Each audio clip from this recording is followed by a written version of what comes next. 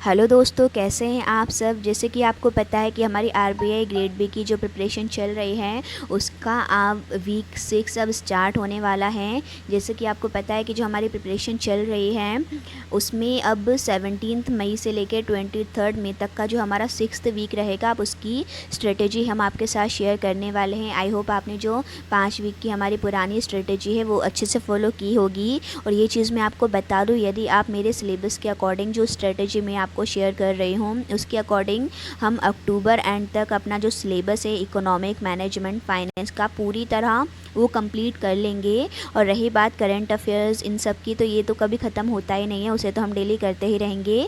But आने वाला जो एग्ज़ाम है आरबीआई ग्रेड बी का, उसके लिए आप टाइमली प्रिपरेशन अच्छे से कर पाएंगे, क्योंकि अक्टूबर तक अगर हमारा ये सिलेबस कंप्लीट हो जाता है तो उसके बाद कुछ टाइम फिर हमें मिल जाएगा अच्छे से मॉक लगाने के लिए। और जैसे कि अभी एग्ज़ाम का नोटिफिकेशन काफ़ी लेट आया था और अभी भी कोविड की सिचुएशन बहुत ही ज़्यादा बेकार चल रही है, उसके अकॉर्डिंग अभी इस साल भी नोटिफिकेशन इतनी जल्दी नहीं आएगा, लेट ही आएगा। तो ये स्ट्रेटेजी के साथ आपकी प्रिपरेशन बहुत ही अच्छे से हो जाएगी। तो चलिए स्टार्ट करते हैं, देखते हैं अब हमें कैसे स्टार्ट करना है। तो इसमें सबसे पहले अब हम देखते हैं मैथ्स के साथ। मैथ्स में आपको इस वीक में क्या करना है, रेशियो एंड प्रपोर्शन उठाना है। देखिए अब हमने अर्थमेटिक के जो है टॉपिक चालू कर दिए हैं और अर्थमेटिक अब आरबीआई ग्रेड बी के लिए बहुत ही ज़्यादा इम्पॉर्टेंट है, क्योंकि जैसे कि मैंने आपको बताया था कि 2021 में जो एग्ज़ाम हुआ उसमें अर्थमेटिक का बहुत ही ज़्यादा वेटेज था, है ना। तो ये जो ऑप्शंस है इन्हें आपको बिल्कुल भी अवॉइड नहीं करना है, ये सारे टॉपिक को आपको अच्छे से कवर करना है। तो परसेंटेज हमने अभी किया था लास्ट वीक में, अब आपको रेशियो एंड प्रपोर्शन करना है, क्योंकि ये जो है परसेंटेज से काफ़ी मिलता जुलता है। तो इनको जो मैंने यहाँ पर सीक्वेंस में जमाया है वो बहुत इस तरीके से जमाया है कि जब आप इन्हें इन सीक्वेंस में पढ़ेंगे तो ये अर्थमेटिक के टॉपिक्स आपको बहुत ही अच्छे से क्लियर हो जाएंगे, क्योंकि ये एक दूसरे से रिलेट करते हुए ही सीक्वेंस में हम आपको देंगे यहाँ पर। तो अभी हमने परसेंटेज किया था, अब सेकंड नंबर पे आप रेशियो कीजिए। परसेंटेज के बाद रेशियो पढ़ने में आपको बहुत मज़ा आएगी। और परसेंटेज को रेशियो के फॉर्म में जब आप सॉल्व करेंगे, जैसे कि यहाँ पर हम 50% 1/2 हो जाता है, उसके बाद ये सब रेशियो में आप याद करेंगे ना तो आपको बहुत मज़ा आएगा और आपकी प्रिपरेशन भी बहुत अच्छे से होगी, ठीक है।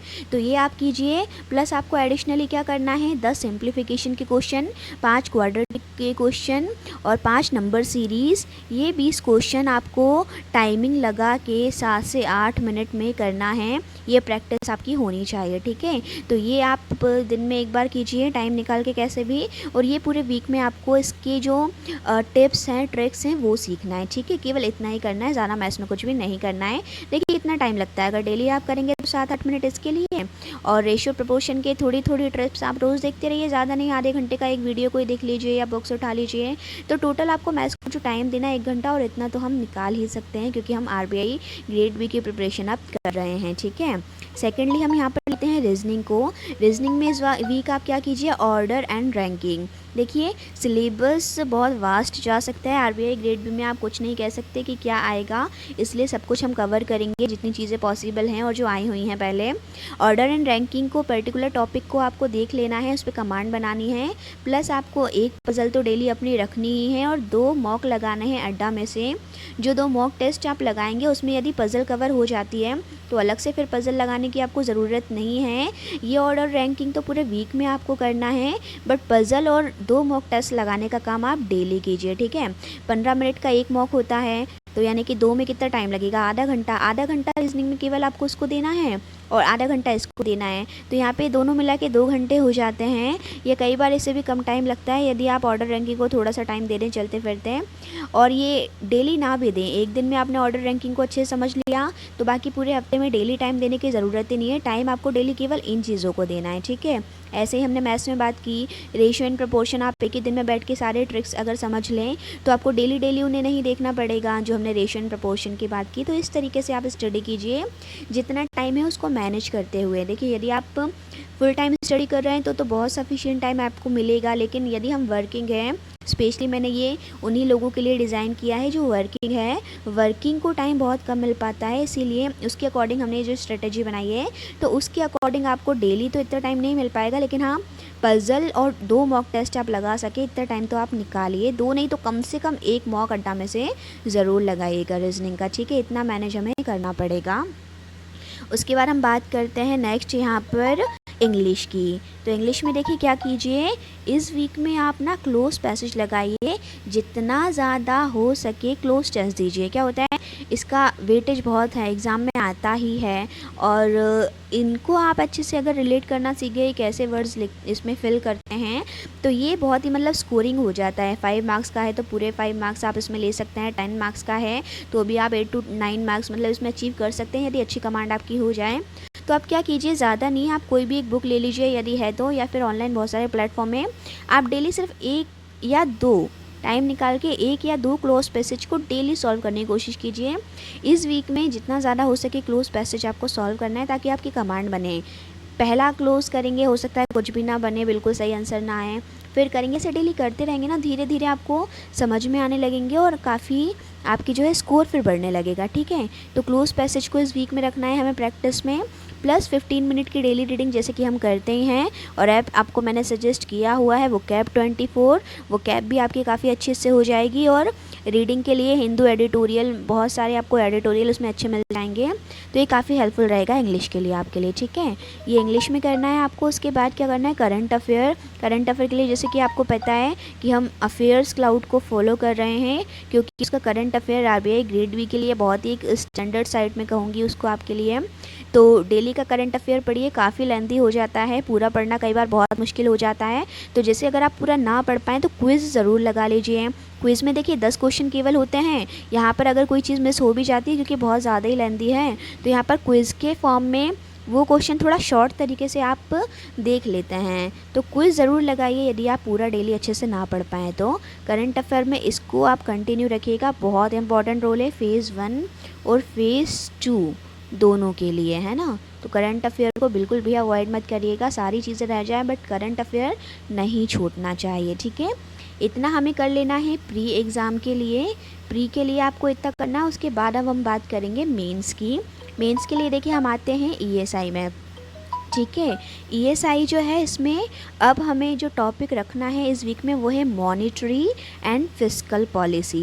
देखिए जो मॉनेटरी पॉलिसी होती है और जो फिस्कल पॉलिसी है, ये कुछ लोग इसे सिमिलर ही समझते हैं, या फिर कोई इसका डिफरेंस नहीं एक्चुअली क्लियर कर पाता। अगर नहीं पढ़ा है तो, पढ़ लिया है तो आप बहुत ही अच्छे से बता सकते हैं, बट नहीं पढ़ा तो काफ़ी कन्फ्यूजिंग ये हो जाती है। और बहुत इंटरेस्टिंग टॉपिक है, मेरे लिए तो बहुत इंटरेस्टिंग है, आप भी पढ़िएगा, बहुत मज़ा आएगा। मॉनेटरी एंड फिस्कल पॉलिसी को आप इस वीक में कवर कीजिए। सिंस रिफॉर्म ऑफ 1991, तब से फिर क्या रिफॉर्म इसमें आए थे। ठीक है, शॉर्ट में आपको बता देती हूँ। आरबीआई जब इन्फ्लेशन को कंट्रोल करने के लिए पॉलिसीज़ बनाता है तो वो मॉनेटरी पॉलिसी कहलाती है, और जब गवर्नमेंट इन्फ्लेशन को कंट्रोल करने के लिए पॉलिसीज़ बनाती है तो फिस्कल पॉलिसी कहलाती है। ठीक है, तो दोनों का पर्पस कहीं ना कहीं एक ही होता है। तो ये किस तरीके से काम करती है, क्या होता है, कैसे होता है, ये आप और डिटेल में पढ़ेंगे ना, तब आपको और चीज़ें क्लियर होंगी अच्छे से। तो ये बहुत ही इंटरेस्टिंग टॉपिक है इकोनॉमिक्स का, इसे आप इस वीक में कवर कर लीजिए, चाहे तो एक ही दिन में पूरा समझ लीजिए या फिर रोज़ थोड़ा थोड़ा पढ़ के समझिए। ठीक है, बट ईएसआई का ये टॉपिक इस वीक में कंप्लीट हो जाना चाहिए। नेक्स्ट अब हम देखते हैं अपना फाइनेंस का। फाइनेंस में इस वीक में आपको क्या करना है, impact of the global financial crisis of 2007-2008, यानी कि 2007 और 8 में जो क्राइसिस आए थे फाइनेंशियल, उसका पूरा कवर करना है आपको इस वीक में फाइनेंस में। एंड द इंडियन रिस्पांस, उसमें इंडिया का क्या रिस्पांस रहा, इंडियन ने क्या रिस्पांस उसमें दिया था। तो ये पर्टिकुलर टॉपिक आपको यूट्यूब पे लिख देना है, तो बहुत सारे वीडियोज़ आ जाएंगे आपके काम के जो हैं। ये आपको रिफॉर्म फाइनेंस के अंदर पूरा इस वीक में कंप्लीट करना है। ठीक है, और अब हम बात करते हैं लास्ट मैनेजमेंट की। मैनेजमेंट में ये जो टॉपिक आपका इस वीक के लिए रहेगा वो है concept of reinforcement perception. Perception के लिए कॉन्सेप्ट ऑफ परपेचुअल एरर। ठीक है, ये पर्टिकुलर टॉपिक है, यूट्यूब पर डालेंगे तो बहुत सारे वीडियो इससे पर्टिकुलर निकल के आ जाएंगे। सिलेबस के अकॉर्डिंग बिल्कुल हम चल रहे हैं, सीक्वेंस में चलेंगे और सारा सिलेबस टाइमली कंप्लीट कर पाएंगे यदि आप इस तरीके से स्टडी करते हैं जो मैं आपको बता रही हूँ। ठीक है, और अगर आप स्टडी मटेरियल आरबीआई का चाहें तो आप हमारी वेबसाइट PS द प्रोफेशनल पर भी विज़िट कर सकते हैं, इसमें भी आपको स्टडी मटेरियल काफ़ी मिल जाएगा, और प्लस वीकली स्ट्रेटजी है जो वो भी इसमें आपको मिल जाएगी। ठीक है। तो आप उसे भी फॉलो कीजिए, प्लस ये वीडियोस के अकॉर्डिंग अपनी स्टडी को कीजिए। देखिए मैं ये नहीं कह रही हूँ कि इसके अकॉर्डिंग ही करेंगे तो ही आपका होगा, लेकिन क्या होता है कि जब प्लान सामने मिल जाता है, भले ही कई बार वो क्या होता है हम खुद की जो स्ट्रेटजी बनाते हैं हम फॉलो नहीं कर पाते, लेकिन जब हमें लगता है कि एक ग्रुप पूरा उसे फॉलो कर रहा है, बहुत सारे लोग हैं मुझसे कंपटीशन में आगे बढ़ रहे हैं, तो एक कंपटीशन की भावना आपके अंदर आनी चाहिए कि ये इतने लोगों ने देखा, ये लोग कर लेंगे, मैं रह जाऊँगा पीछे, ये चीज़ नहीं होनी चाहिए। तो इसके अकॉर्डिंग फिर आपकी जो है स्टडी ज़्यादा अच्छे से हो पाएगी। ये चीज़ आपके अंदर आनी चाहिए, कंपटीशन आना चाहिए कि ये इतनी चीज़ें इन लोगों ने कर ली तो मैं पीछे ना रह जाऊँ, इसलिए मुझे भी करना ही है। इसीलिए आप इसके अकॉर्डिंग कीजिए और इससे एक्स्ट्रा ही करने की कोशिश कीजिए जितना ज़्यादा पॉसिबल हो पाए, ठीक है। तभी हम टाइमली अपना जो है सारा सिलेबस कंप्लीट कर पाएंगे। और आरबीआई ग्रेड बी इस साल जो आएगा वो हमें लेना ही है, एक सेट आपकी बुक उसमें होनी ही है। ये चीज़ बस आप करके रखिए। और इस बार हम ये देखते हैं, चलिए आने वाला जो आरबीआई ग्रेड भी रहेगा 2022 का, उसमें कितने लोग हैं हम में से जो वहाँ पर मिलेंगे, तो ये चीज़ भी हम देखेंगे। इसके अकॉर्डिंग आप प्रिपरेशन कीजिए। All the best. कोई क्वेश्चन अगर रह जाता है तो कमेंट सेक्शन में आप मुझसे पूछ सकते हैं। Thank you for watching my video.